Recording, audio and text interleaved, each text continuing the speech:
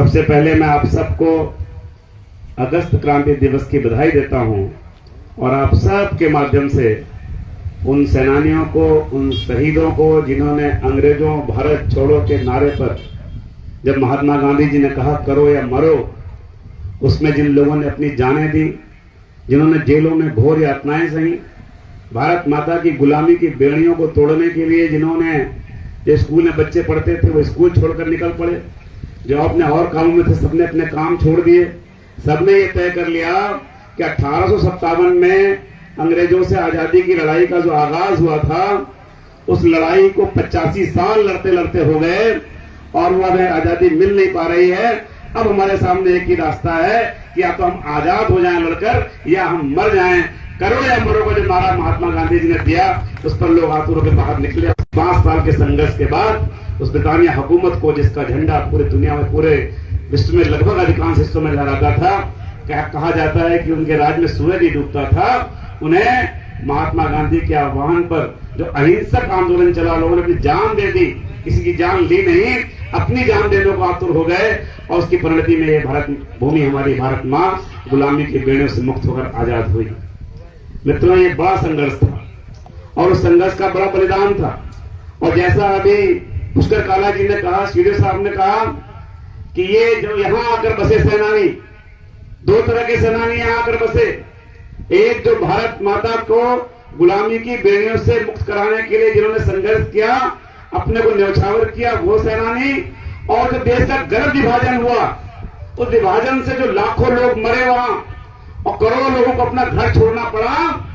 उन्हें भी यदि देश के प्रधानमंत्री जी ने कहा है कि ये भी हमारे विभाजन की विभीषिका झेलने वाले सेनानी हैं, ये भी देश के योद्धा हैं जिन्होंने जान दी, उन्हें भारत भूमि से प्यार था, छोड़ के सब कुछ यहाँ आए, अपने अपने ही वतन में उनको बेघर होना पड़ा। लेकिन इस तराई में सेनानियों ने और विभीषिका के सेनानियों ने मिलकर के इस तराई की चुनौती को स्वीकार किया। उस समय के मुख्यमंत्री पंडित गोविंद बल्लभ पंत जी जो भारत रत्न थे, उनकी इच्छा थी जरखेज इलाके के रूप में, एक विकसित इलाके के रूप में, जहां उद्योग की और खेती की मिसाल कायम हुई है पूरे देश के सामने, जो हरित क्रांति की जननी का स्थल बना है, जिसने देश के अन्न के कटोरे को भरने का काम किया है। और आज उद्योग जगत में भी आप देख सकते हैं, तराई ने अपनी एक अलग पहचान बनाई है। उत्तराखंड राज्य की सेवा के साथ साथ देश की सेवा के काम में मुझे खुशी है कि आप सबके सहयोग से और सरकार का सहयोग मिला, मेरी विधायक निधि लगी। आज जहां हम खड़े हैं इस स्तर पर, कीर्ति स्तंभ पर, इस पर मेरे पूरे रुद्रपुर विकास खंड के जितने भी सेनानी हैं, चाहे वो मेरी विधानसभा में हो या विधानसभा से बाहर भी हो, जहां तक हमारा विकास खंड है, जवाहर नगर से लेकर बागवाला तक, हमने अपने सभी सेनानियों का नाम इस पर अंकित किया। और मुझे खुशी है कि उस समय जो भारत सरकार के पेट्रोलियम मंत्री थे धर्मेंद्र प्रधान जी, और उस समय जो केंद्रीय मंत्री थे, जो अब फिर केंद्रीय मंत्री हैं अजय टम्टा जी, और हमारे पूर्व मुख्यमंत्री जो पूर्व राज्यपाल रहे भगत सिंह कोश्यारी जी, वो तीनों लोग यहाँ पर आए थे। इसका बकायदा लोकार्पण हुआ था, उद्घाटन समारोह हुआ था, इसी मैदान में हमने पूरा मैदान भरने का काम किया था। मित्रों, आज मैं आपसे कहना चाहता हूं कि आज देश के सामने, अब देश को आजाद कराने की चुनौती नहीं है, लेकिन उससे बड़ी चुनौती हमारे सामने है। और वो चुनौती ये है कि देश में नहीं, देश के अगल बगल भी देख लो, दुनिया में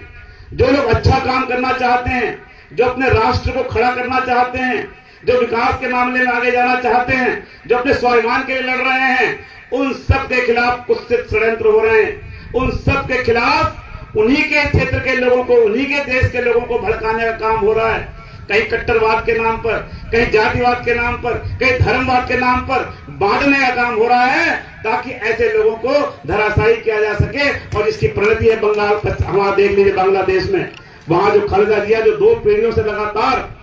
जो सेवा कर रहे थे अपने राष्ट्र की, जो कट्टरवाद के आगे सिर नहीं झुका रहे थे, आज कट्टरवादी ताकतों ने वहां स्थिति पैदा की है कि वहां के राष्ट्राध्यक्ष को भी अपना इस्तीफा देकर भागना पड़ा, शरण लेना पड़ा। ये चरम है कट्टरवाद का। अपने देश में भी आप देख लीजिए, जब भारत माता का एक पुत्र नरेंद्र मोदी के रूप में प्रधानमंत्री बनकर राष्ट्र के स्वाभिमान को ऊपर खड़ा करने का काम कर रहे थे, जब राष्ट्र को ऊपर ले जाने का काम कर रहे थे, जब धारा 370 जैसी धाराएं खत्म की जा रही थी, जब हमारे सांस्कृतिक विरासत है उसको आगे ले जाने का काम हो रहा था, और पूरे देश में विकास का एक नया ताना बाना बुनने का काम कर रहे थे। आप कल्पना करिए कि प्रधानमंत्री जी के पहले क्या कभी कोई सोच सकता था कि हर जिले में मेडिकल कॉलेज होगा? क्या हम जैसे लोग सोच सकते थे जैसी जगह में एम्स आ जाएगा। ये सब इसलिए हुआ कि उस समय के हमारे जो प्रधानमंत्री हैं मोदी जी, उन्होंने राष्ट्र के विकास का एक नए किस्म का सपना देख करके उसको आगे ले जाने का, उनके खिलाफ भी षड्यंत्र देश में हो रहे हैं। आज देश को जातियों में, धर्म में बांट कर आपस में लड़ाने का काम शुरू हो गया है। ये काम केवल एक प्रधानमंत्री को नीचा दिखाने का काम नहीं हो रहा है। मुझे लगता है अगर इस देश आगे बढ़ा तो इस राष्ट्र को कमजोर करने का काम होगा मित्रों। और ऐसे में हम जो राष्ट्रवादी परिवारों के लोग हैं, जो सेनानियों के वंशज हैं, जो शहीदों के वंशज हैं, हमारी जिम्मेदारी बनती है कि हम आगे आकर के ऐसे लोगों के खिलाफ खड़े हों और राष्ट्रवाद की भावना लोगों में जगाने का काम करें, देश को एकजुट रखने का काम करें। इस इच्छा के भी विकास के लिए अब मैं धन्यवाद करना चाहूंगा उस समय के मुख्यमंत्री जी, हमारे प्रधानमंत्री जी, उन सब ने जितना भी अपना काम कर दिया, इसको जरखेज आबाद कर दिया, हमें बसा दिया, उसका विकास इतना हो सकता था। हम इन बातों से घबराने वाले नहीं हैं। और जो प्रधानमंत्री जी ने कहा था कि अधिकार की बात बहुत हो गई, अब कर्तव्य को समझना है, इसीलिए उन्होंने राजपथ का नाम क्या रखा था? कर्तव्य पथ,